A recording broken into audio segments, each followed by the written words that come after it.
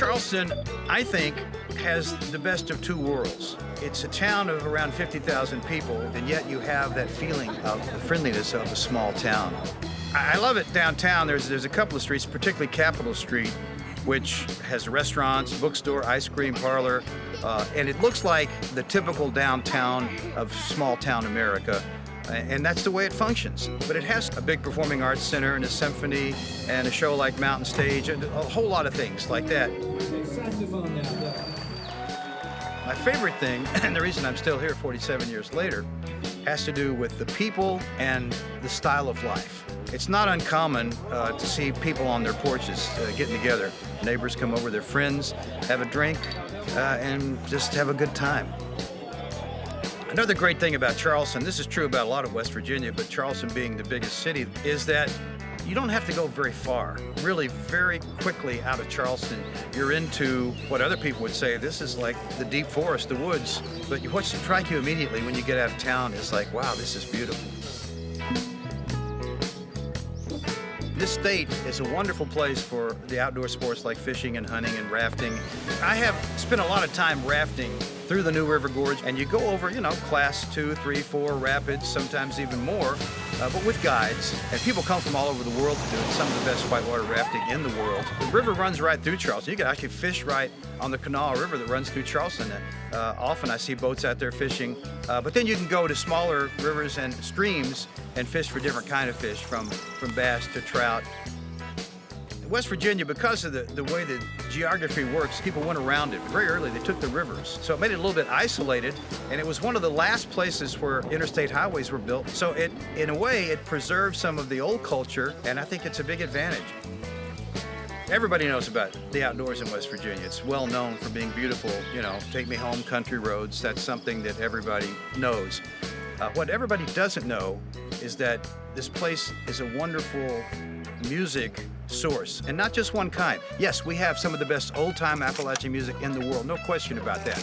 It's here, it's always been here, and we love it. The same goes with bluegrass and country music. That's what you would think, but there's a whole lot more than that. It's live, people love live music, they love to go hear live music. It's a great reason to come here and spend a few days. I came to West Virginia in 1972, and I was invited to do a program called Musician in Residence from the National Endowment for the Arts. The fact that West Virginia supported that program shows you how important the arts are to the folks who live here. FestivALL Charleston was started by some people who wanted to do something different to show off the town. We have some great venues, from a big performing arts center and a civic center down to little theaters and bars. And during FestivALL, all of this stuff is going on. It brings in artists from elsewhere, national, international artists, and then it also showcases local people who are really good, but who you may never have heard of. But you come here and you'll be surprised how great they are. It's a great time to come to Charleston. But I'm going to welcome our host for this evening. He's also our artistic director. He's the co-founder of Mountain Stage, Larry Gross. Then, of course, there's Mountain Stage, which I helped found almost 40 years ago now. We welcome on the stage live performances of music of all types. International music, regional music, local music. If it's really good, then we want to have it on the show, and it's probably been on the show sometime over the years.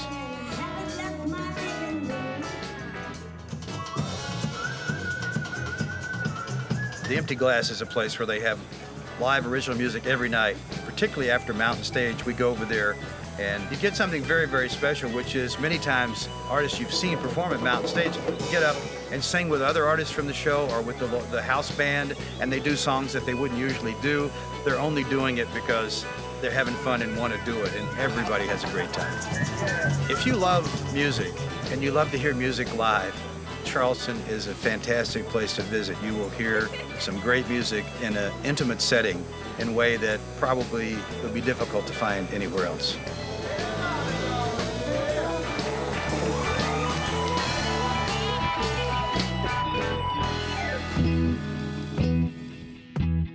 So Wheeling's called the Friendly City, And when you come to Wheeling, you're definitely going to meet friendly people who are open and happy to share their stories with you. And I think that's what's so beautiful about this community is the people's desire to share the experiences that they've had and their view of the city and the world. We're standing in front of the most important man in West Virginia. History was made here. Wheeling has a lot of great history that you can see when you're walking around through town. I moved back to Wheeling to help restore the Capitol Theater, and during that process it became really clear how great the community is here, this desire to bring back these historic sites that are meaningful to people who live here, the stories that they have and the things that they've seen in those places. During the industrialization of our country, this is the place where nearly everything was made. You know, it's said that you could get everything here, including the kitchen sink. And that theme and that heritage is what ties people together today here in Wheeling. So there are a lot of arts and crafts that still exist from those industries, particularly ceramics and pottery and glass blowing. And there's a lot of steel being reincorporated into art as well. And as a major steel producer for a number of years, it's great to see that brought into the arts. One place that you'll see the steel is with Bob Villamagna's work. He's a tin collage artist, and he's very highly regarded in the art world here in West Virginia and has won the West Virginia Artist of the Year several times. Center Market is a great part of Wheeling. There's a lot going on there. There's breweries and restaurants and shops, and it's also where you'll find staples like Coleman's fish. Hi, can I help you? Yes, can I get a fish sandwich, please? Here you go. Thank you. Right, here it is. It's awesome. Fried fish, Wonder Bread. That's it right there. People actually get these shipped to them when they move away. Wheeling has a great history of people making a mark on the city in different ways. One of those ways is with Ogilvy Park. You just see where these philanthropists and industrialists really were committed to the community and wanted to leave a legacy here. Like here at Ogilvy Park, which was built in the 1800s as a working farm by Earl Ogilvy, who was a shipping industrialist, but he wanted to create a farm that was more efficient and would compete with European farms for efficiency. The other thing that you've got to see when you're here in Wheeling is the Wheeling Suspension Bridge. Built in 1849, it was the longest suspension bridge span at the time, and was critical to westward expansion because before that you'd have to get to the Ohio River and take a ferry across. Now you could take other forms of transportation across the bridge and continue westward. You got to walk across it because the experience is unlike anything else. It's got a steel bottom so you can see through to the Ohio River, and it sways a little bit, and you've got to get out into the middle and take a selfie. So then you've got some of the unique things to Wheeling, like it's square pizza that's cooked first and then cold cheese is added to the top. There's a couple different competing institutions here that make it different ways, and so there's a little bit of a divide here locally. So you've got DeCarlo's in downtown and Patsy's Pizza in Elm Grove. The experience at both is pretty different too.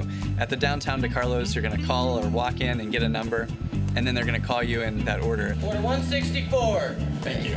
Yeah, good one. At Patsy's, you're gonna call in and get a number. Patsy's. Then you're gonna walk in and realize there's really no order at all. Your number will be 66. The one number is called and the next number might be, What number? you know, a number before it. 52. Or way after it. Number 98. It's kind of a wild experience. Number 98.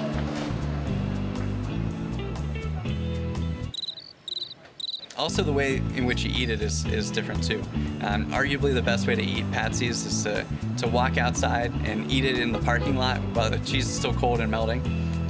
Whereas at the downtown DeCarlo's, you want to grab it, kind of walk down to Heritage Port, and just kind of take in the scenery there at the Ohio River and enjoy the views and enjoy a Wheeling staple. You'll also see when walking through Wheeling that there's a lot of things going on creatively. There are some new galleries and events for people to showcase their work and to bring the community together, like Clientele in East Wheeling, or at the Artisan Center, or with the YWCA doing some really interesting events like Hip Hop, a Black Tie Affair, or the Art of Inclusion, which is really about bringing the community together and using art to do that. One of my favorite places is a little place just outside of town, and they're known for their burgers and a great selection of craft beers. Best beer in Wheeling, Brew Keepers. Josh makes it. Sure do. It's just a great time, just getting outside the city, hanging out with some friends, and I definitely recommend it while you're here. It's one of Wheeling's best kept secrets.